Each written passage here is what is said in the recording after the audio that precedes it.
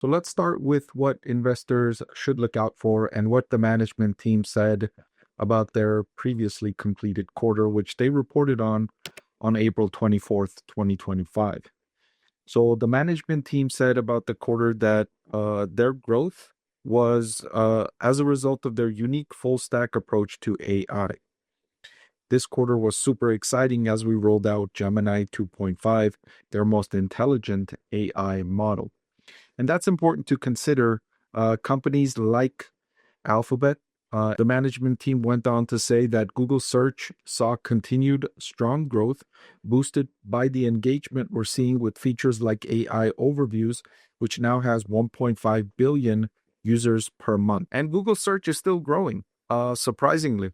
$46 billion in revenue in the same quarter that ended March 31st last year, 51 billion in the quarter that just ended March 31st this year. So despite all that discussion about how large language models are going to crush Google search, so far we haven't seen that. And I'm watching this closely. And what I'm measuring here is how much money Alphabet is putting into the business and how much return on that invested capital they're generating.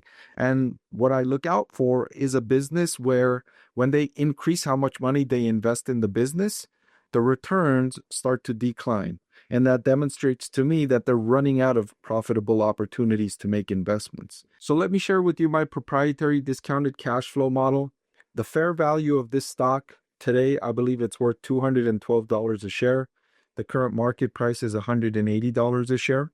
So the stock looks undervalued based on this measurement. And make no mistake, Alphabet is a Hall of Fame category business.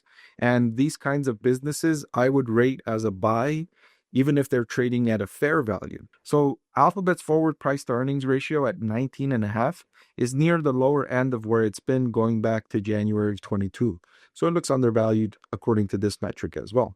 And of course, the only reason why you're able to buy Alphabet stock at this valuation today is because of the risks of the business as a result of large language models, as a result of how its Google search business is going to be impacted from large language models. All that being said, do I think you should buy this stock before or after earnings?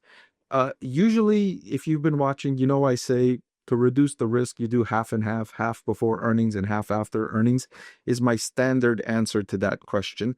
But in some cases, I deviate from that standard because of unique circumstances, and this is one of those cases. Click the link below to watch the full video.